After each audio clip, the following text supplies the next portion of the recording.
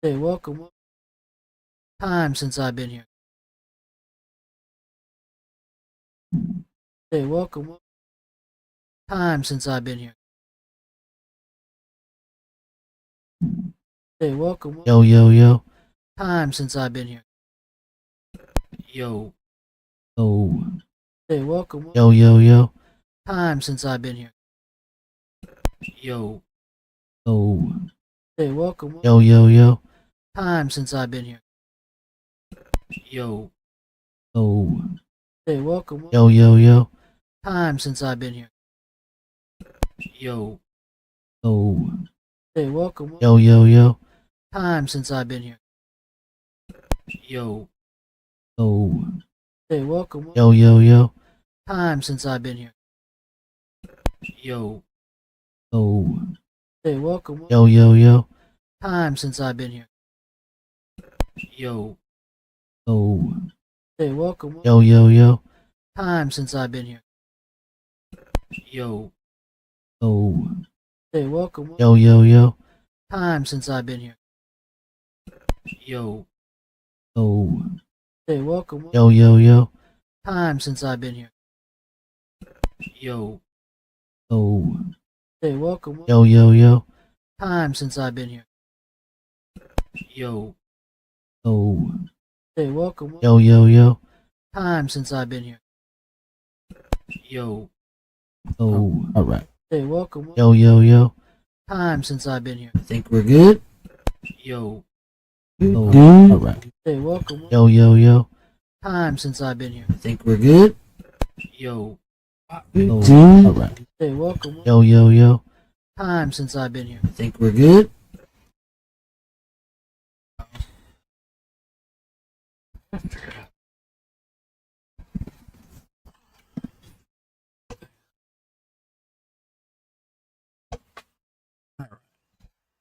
Oh, we should be. All right. We just wait for people to get up in here. Got 3 watching. How you guys doing? So you got that thumb.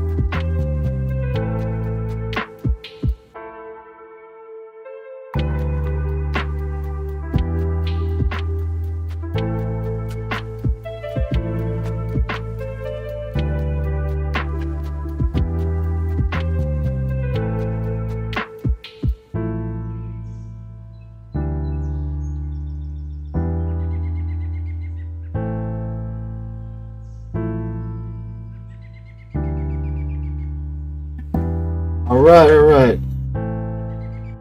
Well, you guys here.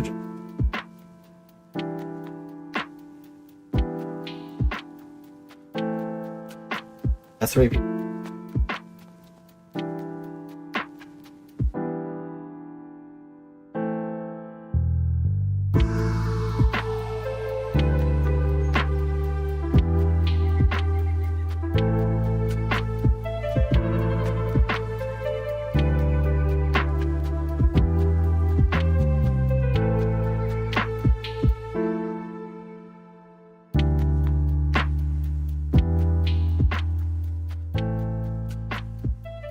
Alright, things work.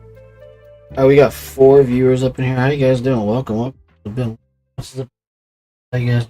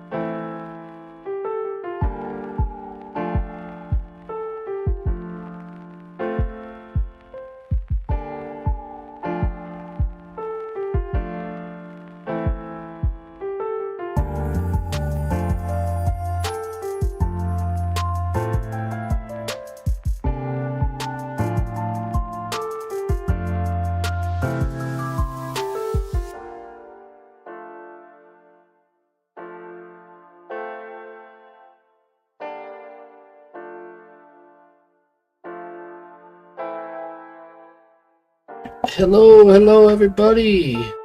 Welcome. What? Hey, hi, boo boo. Hey, what's going on? So shout out to the 6 people in the house, man. How you guys doing?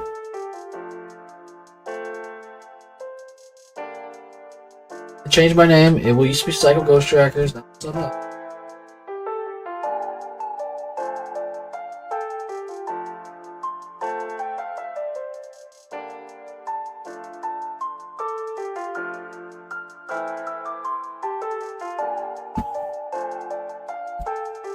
Who?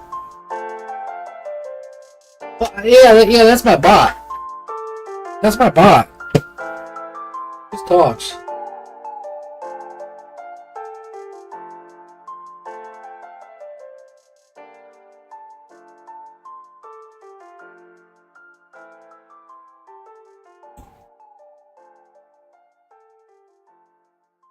Seven.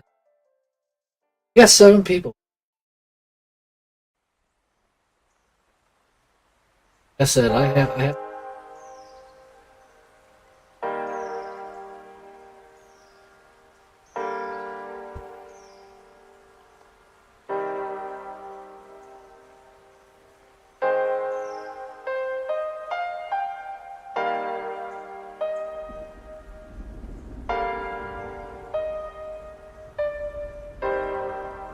It says I have 7 in here. I don't know.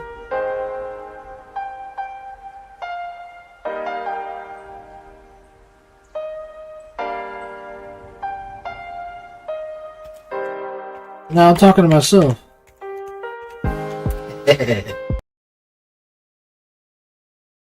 Talk by myself.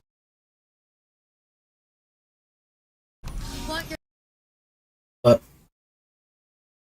like I said, I have to go live on here because I've worked super hard. Sure don't.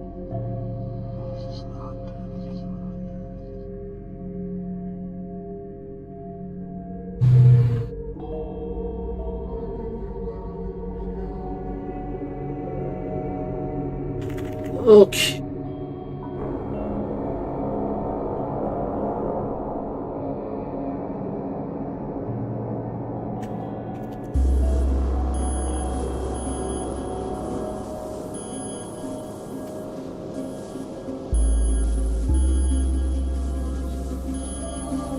This episode of the Live.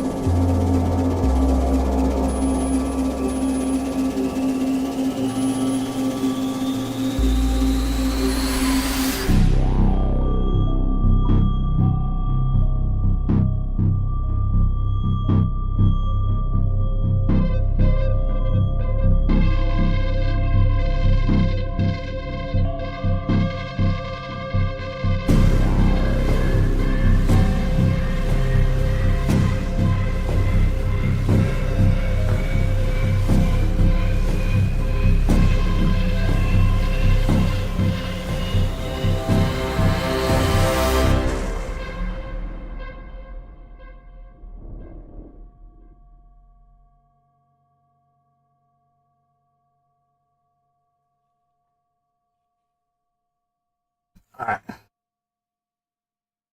Let's break something up, guys. I want to do a document.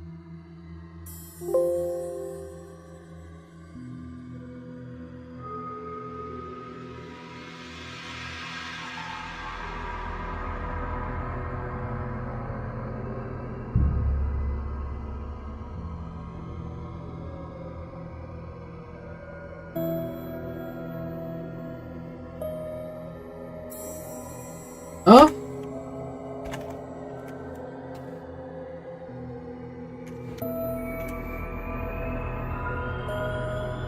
Yeah, no. I'll talk to these people.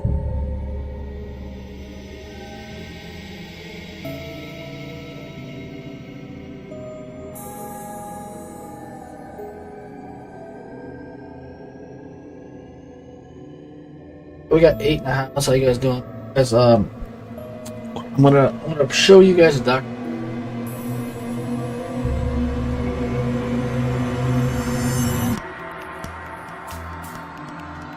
park and try to talk soon.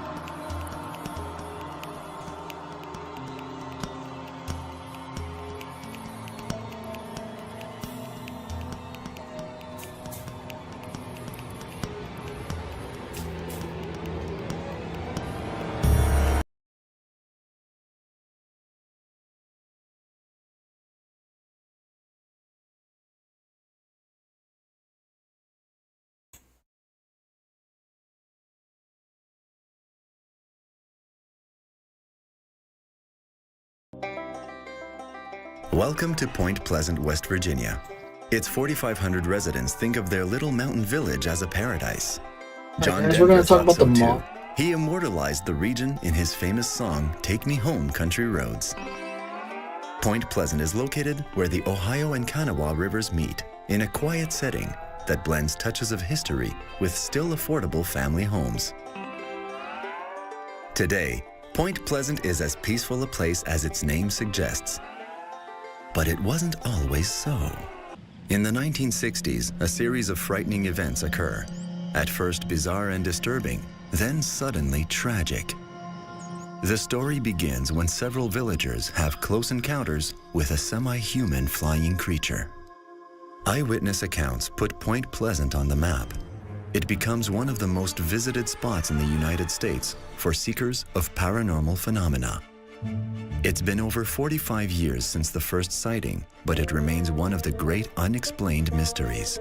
We kept the kids in at night. We didn't allow them out. 6 to 7 feet tall, gray in color, large wingspan, 10 to 12 foot wingspan. 7 foot tall with a wingspan of 50 feet with glowing red eyes. 6 feet tall with the big wings and the red eyes, because everybody says there's red eyes. Like, you can't miss that detail. Those eyes, that's what held you. It was just a red.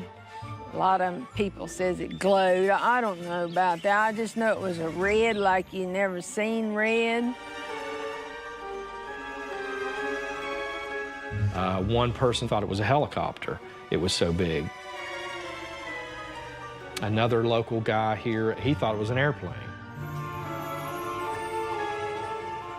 Other people described it as looking like a giant moth because it didn't have a head like a human. It was more in and it had moth-like wings and so forth. Other people described it as, being very quick as far as flight. You know, it would appear and then it would disappear. My papa always said it was just a bird because he used to go out there all the time. But he said he saw something out there, so I'll believe him. It had a heel like we do, a heel and a long foot out with toes and claws on the end of the toes. It had a neck like we do that holds a round type head. It had a nose like we do, and I saw 2 holes that you breathe out of. In the mid-1960s, 100 people claimed to have seen the half-man, half-moth with huge glowing red eyes flying around the area. For 2 years, more and more eyewitnesses come forward. Peaceful Point Pleasant is never the same again. Well, Point Pleasant, as it is today, is a very simple, it's a simple place. And back in the 60s, it was even more so. You had hardworking Americans, farmers, and people like that. They really didn't take stock into monsters or UFOs or anything like that. They worked long days and hard days, and they were down-to-earth, practical people that went to church on Sundays.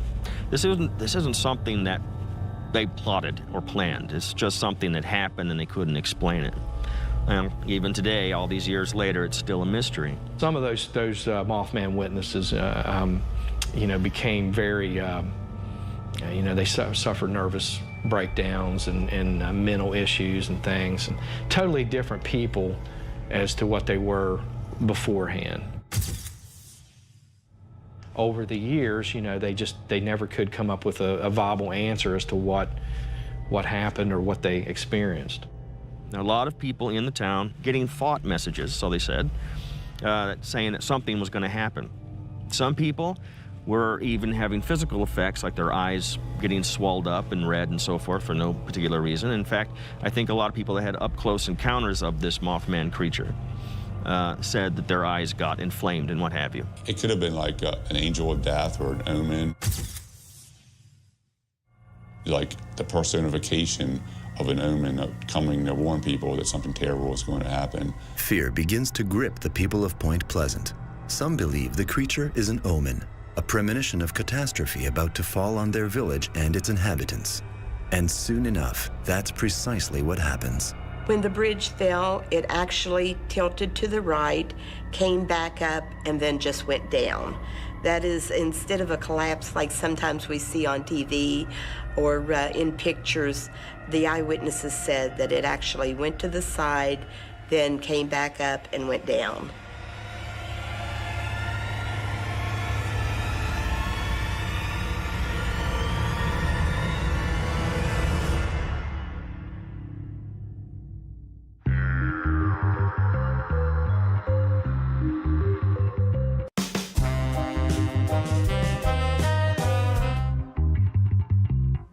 It's late evening, November 15th, 1966.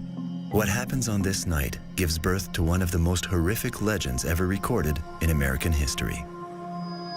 We're two young couples up near the North Power Plant in the TNT area. That was a vacated, desolate area at one time during World War II. That was a ammunitions factory. That's how it got its name, the TNT area. They were driving around up there about 11 o'clock at night. They came across what they thought was a man standing in the road in front of their car. They noticed something standing next to the plant, which looked like a very large man in dark clothing or a cloak and what have you, and they noticed these two glaring red eyes. Linda Scarberry was one of the witnesses. Yo, Snuggle, what's up, man? How you doing, buddy? Baseballs about 2 inches apart, and then she noticed wings flapped around on its back, and she said they reminded her of angel's wings. As the car got closer, she said the wings came out, and this creature or being or whatever ran into one of the vacant power plant buildings there called the North Power Plant.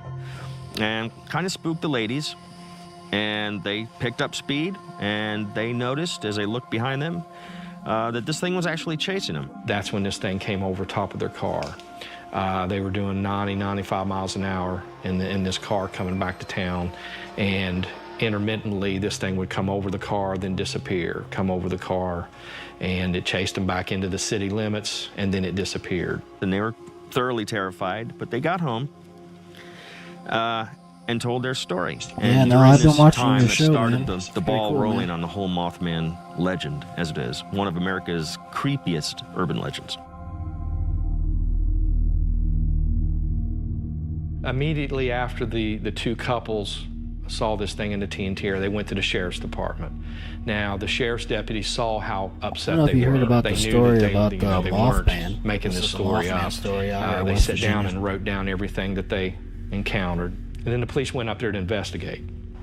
They started running regular patrols. This was on the 15th of November. On the 16th of November, Marcella Bennett and her family actually encountered this thing at a house up in the TNT area. Marcella's corroborating evidence makes the community take notice, including her family. I asked my sister what it looked like one day. I said, Marcella, I need to ask you, what does it really look like? Because I was there time after time, but never really got to experience it. And she said, you know what, Carolyn? She said, we were just getting out of the car. We were talking back and forwards over top of the car, not paying a lot of attention, not thinking about anything. And I heard something like, shh, shh, shh. And she said, we turned around and looked, and it was trying to come through the doors, which they drove trucks and tanks and stuff through them doors, and said that the doors wasn't big enough. And I said, well, then how did he get out? And she said he went sideways and came through and flew over top of him. She said, when I looked up and seen them big red eyes, she said, we were out of there. I can't tell you what the rest of it looked like. You can go right down the line through November. You know, there was all kinds of sightings after that. Then the police department started taking it a little more serious. The official record of so many sightings marks a turning point. The residents of Point Pleasant start taking the reports seriously. Many believe something is living near the abandoned munitions plant, something beyond curious, a creature that might actually harm them, and it has a name. The name Mothman was actually given by a news reporter during some of those press conferences in the early days of the Mothman sightings. People always ask, well, how did the name Mothman come about? At the time, in the mid-60s, as a little kid, I used to watch the Batman TV series, but there was also the Batman comic book series. There was a character in that comic book series called Mothman. And because people were describing moth-like wings and red eyes, that name Mothman stuck. Now, a lot of local people still to this day refer to it as the Big Bird. Whenever the Mothman was first spotted, it practically covered all of our news areas. It was in the newspaper, big write-ups, and it was on the radio, TV, word of mouth. Everybody was talking about it. I mean, it was different. It was a piece of something that they had never experienced before. You kept your kids in at night, your little ones. You didn't let them out. The newspaper account came out of a big, large 6-foot bird with a large wingspan and red eyes were chasing cars in the TNT area, which caused a mass amount of people to head for the TNT area to see this massive bird that was out there chasing cars. That's how the story grew. Even some of the news channels picked up on it. That's when everybody started coming to Point Pleasant, including John Keel. The late author, John Keel, really spent a lot of time on this whole thing. He stayed there for several months, I believe, or years, doing research for his work. He took it as premonitions. And I believe that it was 2002 they came out with a film based on his book, The Mothman Prophecies. John Keel specialized in writing about extraterrestrials and UFOs. The Mothman Prophecies was published in 1975 and chronicles Keel's extensive research and theories about the Mothman. He believed it was a creature from outer space. When the Mothman was here, things that happened, and it was a little different, and people were scared because, you know, you're a little scared of what you don't know. And they didn't communicate with him, didn't know if he was going to hurt anybody. He didn't hurt anybody, but there was an animal killed, but it could have been a coyote. But you didn't know what was going to come up. And people was a little nervous. During the Mothman sightings here in Point Pleasant, they would not let some of the children out for recess because the people didn't know what this thing was. They thought if it was a big bird, it could come down and pick up a little kid and take off with them. So that's how paranoid some people were when all this was going on. It was called The Bird, where a location where a lot of people were seeing the Mothman, known as The Bird, was the North Paraplan, and it was generally known as the Birdhouse. I think it was tore down in the early 90s. It was deemed a health hazard, and they did tear it down, which is kind of a shame because it would be like a great landmark. We went up there looking for the Mothman all the time. Don't know what we'd have done if we'd have found him. I wished I could have said, yes, this is what it looks like. But, you know, it was something to do, and you're curious. And we went, but we had carloads. He wasn't going to come out when we were there. Everybody wants a glimpse of the Mothman, be it human, animal, or alien. There are as many local skeptics as believers, but the urban legend grows. And so do the questions. Where did it come from? And why did it choose the munitions depot? What happens next raises even more serious questions.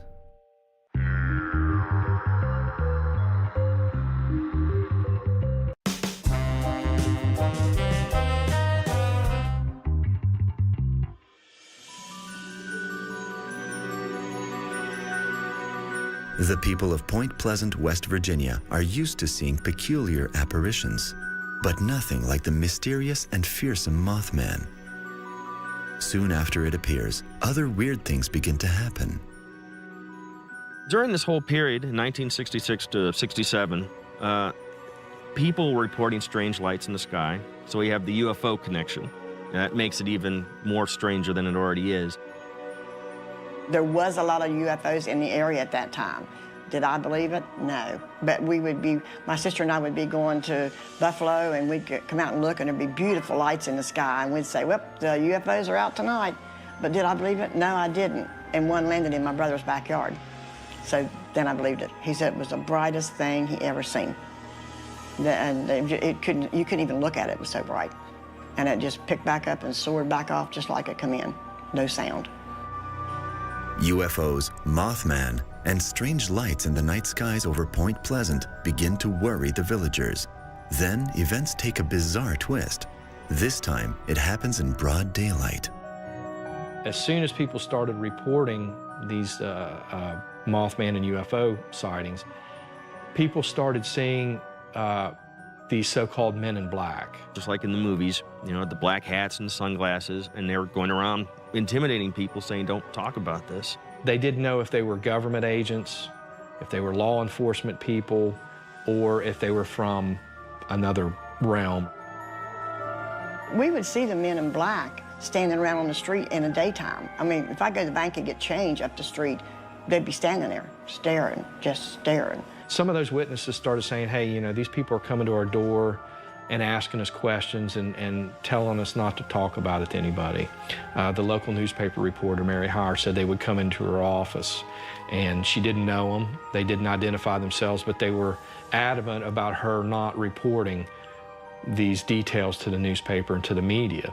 So that started to worry a few people because they didn't know what agenda these so-called men in black had, but they weren't real happy about people discussing the UFOs or the Mothman sightings.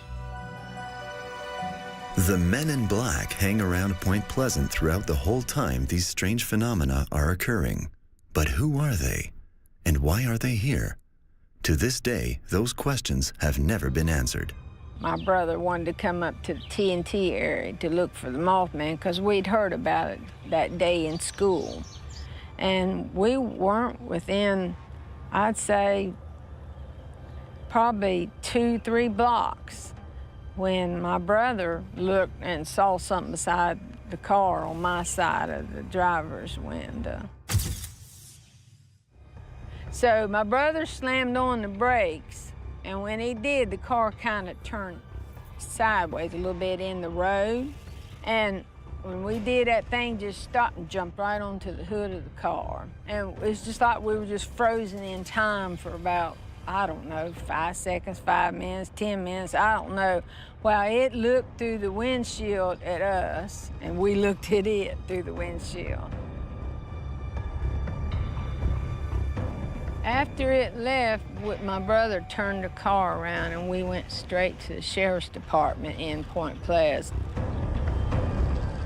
The very next day, soldiers cordon off all public access to the former munitions plant.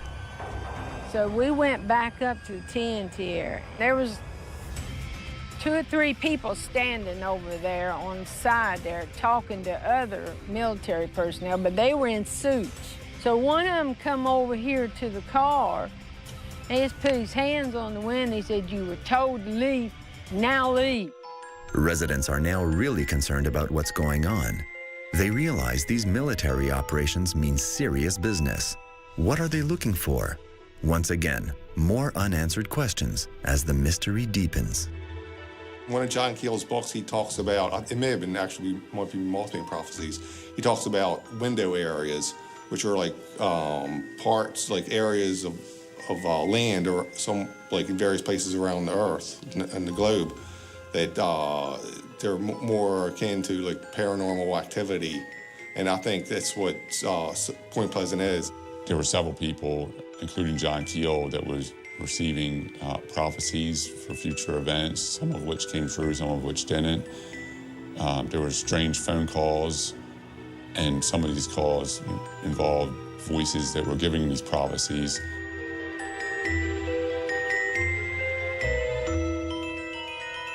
The Mothman is something that scared a lot of people. I believe personally that there was such a creature. I don't think, however, it was a UFO. I don't think it was an occupant from another planet. That is partially the belief system for a lot of people. Small town in the 60s, they didn't have all the lights and the glitz and the technology, so they simply would have enjoyed these stories, and it would have excited them and scared them. And fear can generate all kinds of responses. The people of this once quiet village turn to local Native American history and legends for an explanation as to what may be happening.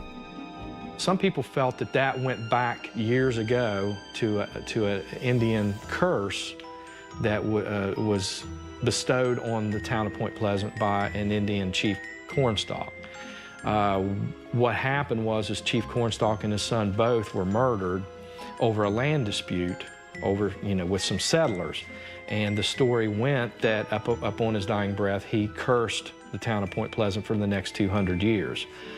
Some people do believe that. But Chief Cornstalk did exist, his son, and they both were killed. Now, whether or not he did put that curse on the town of Point Pleasant remains a mystery. Of course, everything that happened, if we had a wreck happen, it was either Cornstalk or Mothman. If we had a fire or a power outage, or mainly their power outages and stuff like that, they contributed to Mothman. As far as the Mothman goes, I believe it's just something we haven't discovered yet, or something that did exist and may have died. It's something natural, is what the bottom line is. The supernatural element is as romantic and as elegant as it is, will be very, very hard to prove.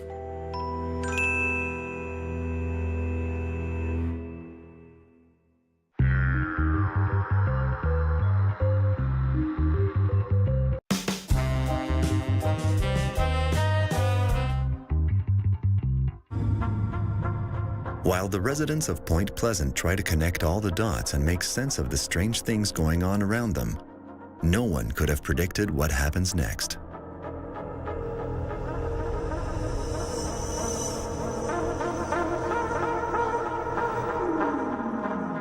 In November of 1966, the Mothman sightings began, the UFO activity, the Men in Black.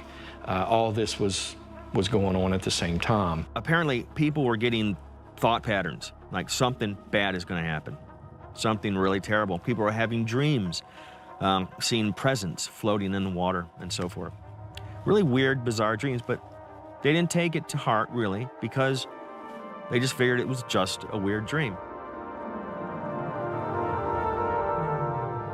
In December of 1967, December 15th, the Silver Bridge, which was a 40-year-old bridge right here in downtown Point Pleasant, collapsed on a Friday evening during rush hour, killed 46 people. This event brought more attention to Point Pleasant, besides the Mothman sightings. Some people felt that it was just a very odd timing to the Mothman activity and the UFO activity. They felt that there may have been some sort of a connection. Obviously, it was a terrible tragedy.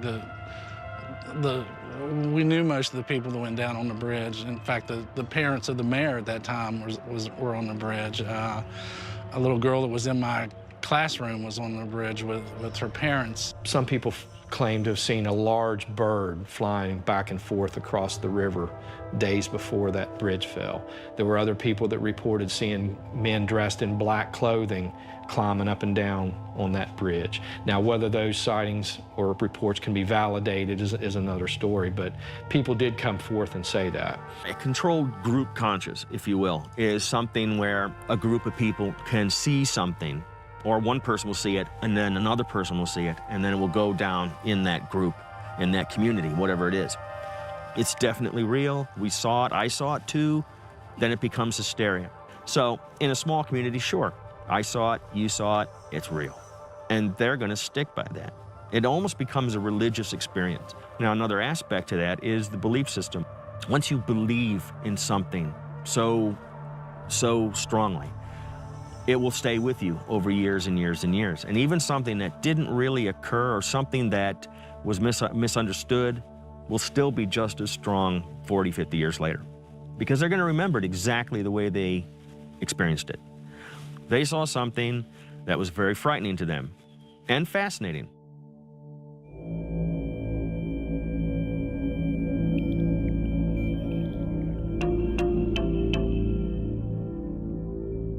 A lot of those people were not real thrilled about seeing it. They didn't, some of them would not even go out at nighttime. They became reclusive.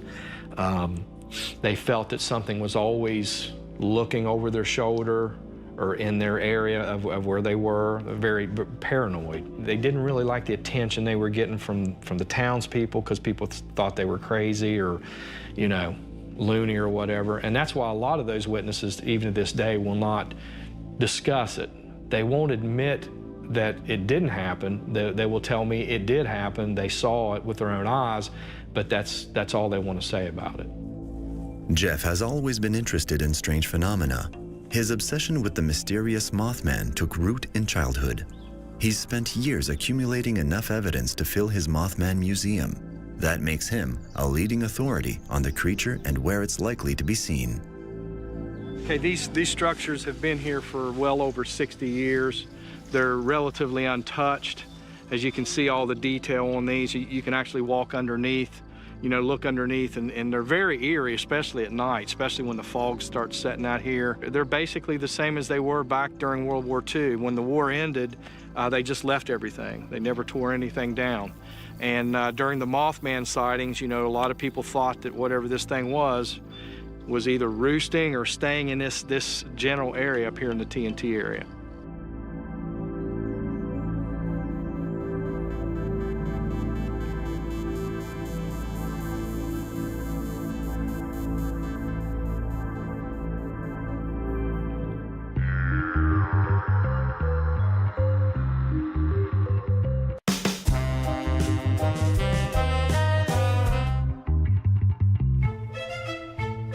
The collapse of the Silver Bridge a year after the first Mothman sightings shocks the residents of Point Pleasant. Engineers offer plausible explanations about why the 40-year-old bridge collapsed, but some people aren't so sure. They link the tragedy to unnatural causes. Some people say that the Mothman had something to do with the Silver Bridge falling. My answer to that is the Silver Bridge fell because of a cracked eye bar. There was one eye bar that was prior to the Ohio Tower on the bridge. It cracked, and that is what caused the bridge to fall. $3 million in your house. Now, the 13th pin, strangely enough, that held the bridge together, and scientifically speaking, or engineered from an engineer's point of view, when they did tests on the bridge after the accident, after it collapsed, they said that it was no wonder it didn't collapse earlier. It was old bridge, it was out of date, it needed to be changing. That's a matter of record. The fact that it was the 13th pin that went added, another supernatural element to it. And it's great for the urban legend. It adds to it, it adds to the mystery. There are other people who say that the Mothman was sort of an omen of the bridge falling. I don't know where they got that idea. Well, in the 60s, they had very poor, or it was just neglect in their disposal of some of the byproducts of that TNT factory. So it got into the aquifer. The aquifer is the main water source, and they would have used it. And even though they may have had purification processes, which I'm sure gets out a lot of the pollutants and carcinogens and what have you, some of it may have gotten through and may have caused a hallucinogenic effect. If the ground was saturated with some kind of unknown pollutant that caused a hallucinogenic effect, and you saw a true life cryptozoological cryptid creature, you're going to start seeing all kinds of different things. And what is going to be totally natural to a biologist or an ornithologist or something like that, even with their amazement, to people like you and me who's never seen these things before, it's going to be frightening.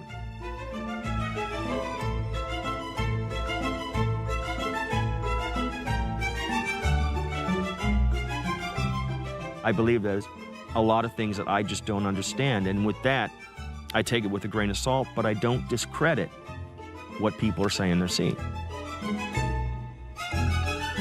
Many theories have been presented to justify or debunk the existence of Mothman. One comes from an unofficial branch of science known as cryptozoology. What do I think it is? I think it does belong, the creature itself belong in the realm of cryptozoology. I think that crypto meaning it's something different, something out of place, not natural to be found. And every once in a while, nature spits out something that shouldn't be there. And I think this is one such case. There were several eyewitness descriptions and accounts of some of these Mothman sightings that pointed towards the possibility of it being maybe a thunderbird or a prehistoric bird. I had actually talked to one lady who saw it in daylight in the TNT area, and she described it as a prehistoric bird. Some people felt that the Mothman may have actually been a thunderbird or something extinct. It's like any other crypto-type monster, like the Bigfoot legend, or in the state of Florida, the skunk ape, or something like that. Many people say, yes, absolutely exist. We've seen it. We don't know what it is. Why aren't we catching these things? You would think they would leave some kind of evidence. You know, well, what about a body? You know, anthropologists and archaeologists, they need these things, empirical data, to believe in it. And without that, it's going to remain in the realm of folklore or myth. Another theory suggests Mothman might be the result of some radical mutation of a life form exposed to radiation. I wish there were a lot more supernatural creatures that would make life more interesting. But I think in this case, it was just something that existed, does exist still, and occasionally came out of there. He could have been mutated. It could have been mutated by that particular area, which was the grounds are poisoned. They still are even to this day. The EPA is trying to clean that up. Sometimes, like if you remember the old bee monster movies, you know, they got radiation or something that gets gigantic and what have you. In most cases, radiation just kills, pure and simple. But every once in a while, it alters DNA, it alters growth patterns and so forth in plants and in people. You know, after World War II, you can find all kinds of different effects from radiation for those who survived. Frightening effects that make humans look non-human. So this could happen in nature too. And I think that's also a credible possibility.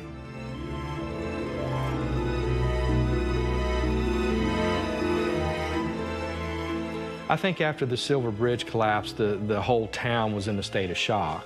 I mean, they'd never seen a disaster, you know, on that scale of, you know, 46 people, you know, perishing in a bridge disaster. It was the worst bridge disaster in American history. Still is. But I think there was so much going on. People had a hard time absorbing all of the activity and the attention. But, you know, people still, you know, were in the TNT area, you know, years and years, even to this day. It's really difficult to say that book will ever be closed on, you know, what this Mothman or large bird actually was. That's the whole beauty of the Mothman stories. People are always looking for answers.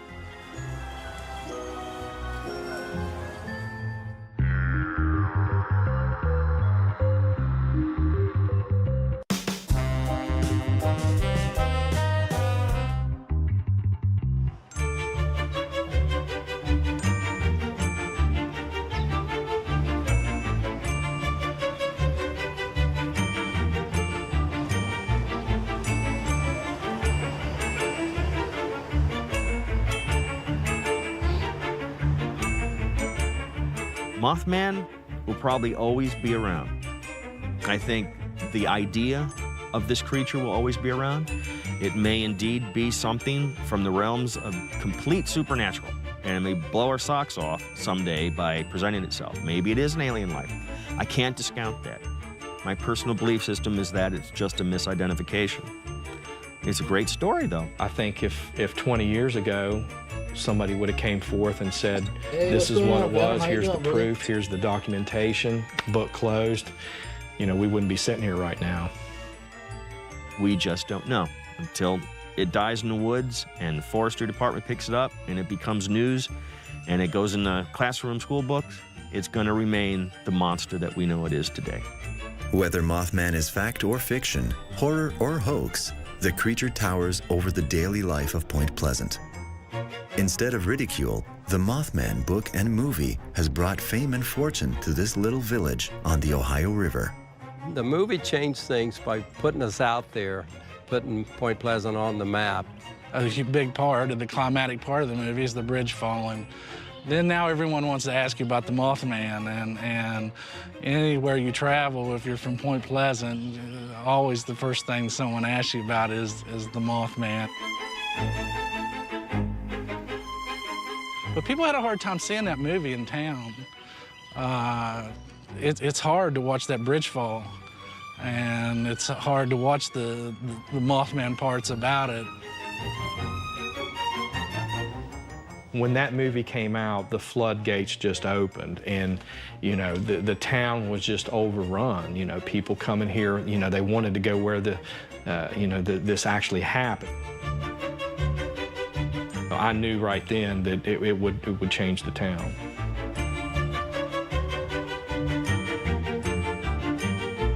What's up, Venom? How you doing, man?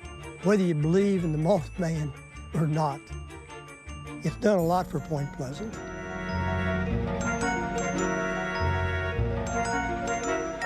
Mothman Festival is the single biggest attractor from throughout the country and the world that we have here in Point Pleasant.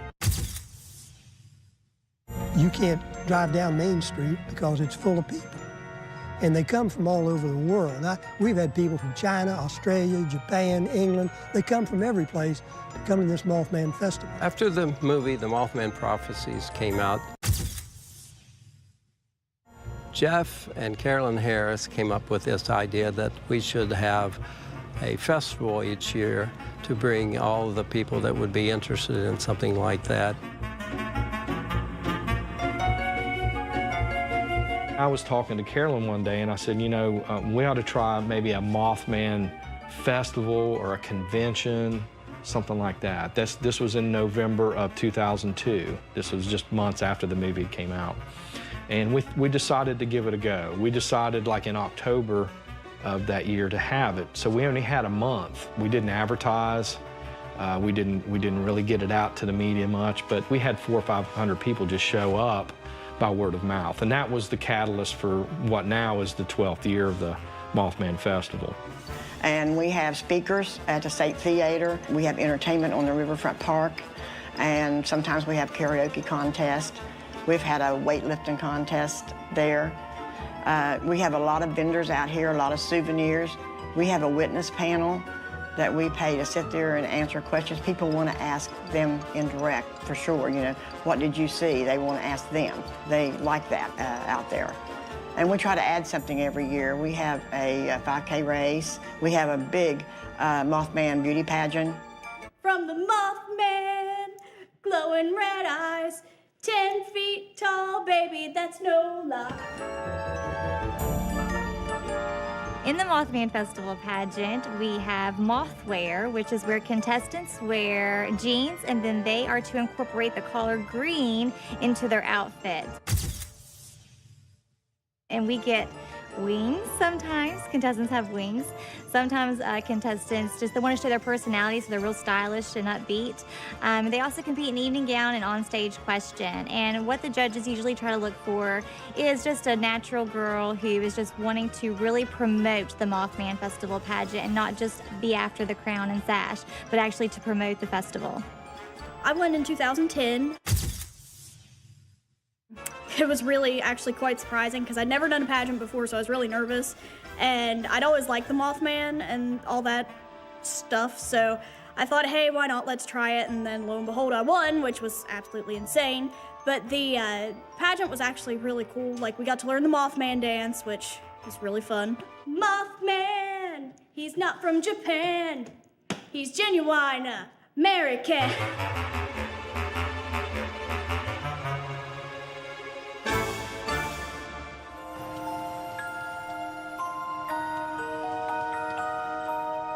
People come from all over the world, literally, and that's why we call it the world's only Mothman Museum. But we have props, we have very rare archives, we had a lot of John Keel memorabilia, we carry merchandise, and we started, you know, just opening 2 or 3 days a week. Now we're open 7 days a week.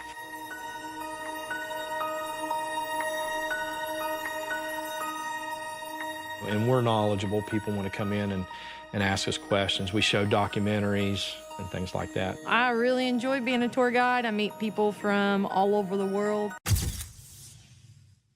It's really cool. We can take them up to TT area, let them see everything as far as different sites of Point Pleasant, tell them different stories that I've been told throughout the years about the Mothman and all the different encounters with him. Stories I've actually heard from the eyewitnesses themselves. Then we get out and we check out the igloos and look at the first, where the first sighting was.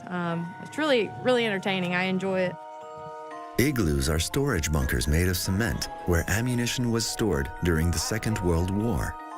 Although there were never really actually any Mothman sightings reported in the igloos, it's still a fascinating part of the history of the TNT area. As you can see, the 4-foot thick walls. A lot of paranormal groups frequent the igloos because they want to try to catch the orbs and different pictures and things like that. So it's a vital part of the Mothman history, and I think it needs to be researched a little more.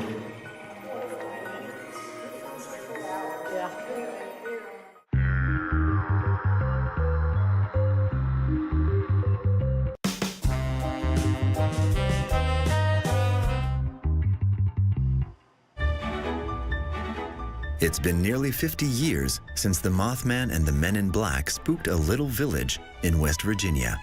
But how things have changed.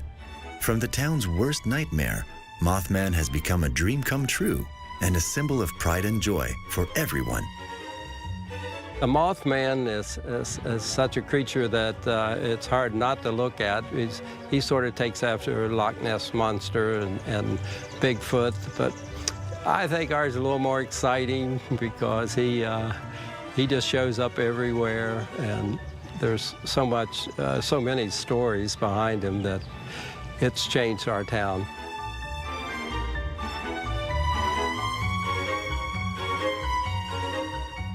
One of the main attractions here in downtown Point Pleasant is the world-famous Mothman statue. That statue came about 2 or 3 years after the movie was released, and a local artist who works in stainless steel named Bob Roach created that statue after sitting down with some of the Mothman witnesses and eyewitnesses and things like that, and he came to his own version of that Mothman. But people all over the world come to get their picture taken with that statue. We unveiled the statue in a ceremony that attracted national news. CBS Sunday Morning came, and it shocked all of us. We thought it would just be a few people from around town and maybe a couple local stations, but we immediately went on national TV when the statue was unveiled. It's a really nice piece of artwork, and a lot of detail and things like that, but it's a nice centerpiece to let people know, what all happened here. Mothman is a big part of the history of Point Pleasant. There's other pieces of history, too. We have a Mothman tram that goes around through town. You can board it out here, and it'll take you to all of our entities that we have. River Museum, behind the flood wall for the murals, the Silver Bridge Memorial, anything we have, the Fort Randolph going on, but the tram will take you to show you that we have more than just Mothman. We have the history and the mystery. Families come from all over. Groups come, bus tours come, governors come and get their picture taken with the Mothman. It's not a true visit to Point Pleasant unless you get your picture taken with the Mothman. I don't know how to explain it, but they're here every day, just about all year long. I don't care if it's raining, snowing, or what, there's people getting their picture taken with the Mothman. It's really been a phenomenon that you would never think about, but it's here. I can't say for sure whether it's real or not. I just know that there's a tremendous amount of evidence that it is. We invite everybody to come here. We take them and show them all the different attractions that are geared towards it, and let them make up their mind for themselves. The Mothman is a big thing with a lot of people. It's kind of put Point Pleasant on the map in most recent years, and people come just because they've heard of it, and it's sort of mysterious, and they want to see what it looks like. We have the statue in town, and so that's something that's visible to them, We have so much American history here. We have a lot of agricultural history, Obviously, we have paranormal history. Plus, we just like having visitors. We really enjoy the people that come. Everyone in town gets out and speaks to everyone, and they get out on Main Street and sit in their rocking chairs and talk to all the folks that come in. It's a perfect way to get people to come to Point Pleasant and then have a look around, and they may find something else they didn't know about. The people with the Mothman, they're never going to stop coming. We know that, and we enjoy all the different ones that come.